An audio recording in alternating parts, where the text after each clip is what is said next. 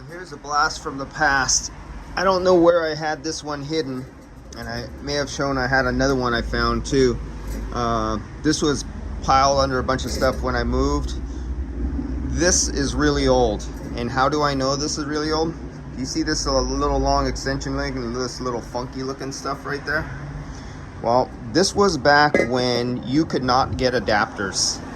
They were just no store, no tool place had them. You had to pre-order them long in advance, and they were like 30 bucks or something like that for a stupid brass adapter. And this was back during my beginning. I can't remember how many years ago that was, on the YF. What was it? I had to braise a copper fitting on here with a 1/4 inch thread onto, so here's a new one, onto a left-handed thread right there. So that's silver braise right there. And I literally had to weld it, braise it on there.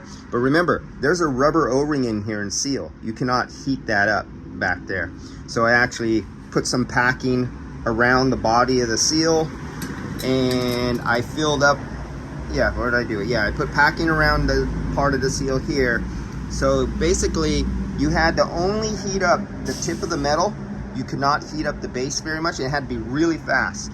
So you had to have a very hot, fast flame and get your brazing done with really quickly, because you cannot heat up this barrel part right here, the cylinder, because it's made out of plastic inside and it has a rubber O-ring with a rubber seal base stamped in the bottom of it.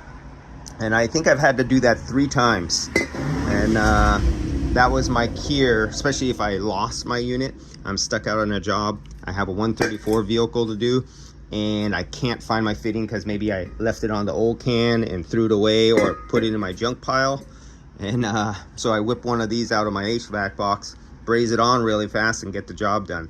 That was what you had to do to get things done. That's all. Today's the day, end of the week. Throwing away cans. This is what being down by the beach. This is a week and a half out in the beach, down right by the ocean, with it rust in about 1.5 weeks. This is what it looks like with saltwater spray. I was down there doing some stuff on top of my car. A week, saltwater spray. Then I have some, I got a bunch of 410s. That's a 410 that needs to be emptied. These are all partials with just have to be emptied out. I don't have time to do any more today. That's all I have time to do is this. I recovered those and I have to go right now.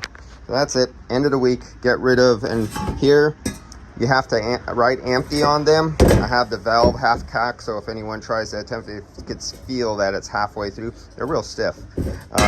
Before, our garbage used to require you to puncture them, break off the tips, but people were getting hurt.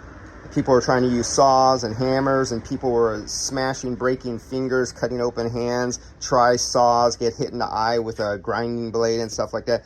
So people were actually getting hurt trying to apply the laws that were mandated for, in some areas, for your garbage disposal, for scrap metal, because this is just pure steel and there's no chemical in it. When you recover it out, that refrigerant is a solvent, so it's a nice, bright, shiny, clear steel on the inside when you have all the refrigerant removed.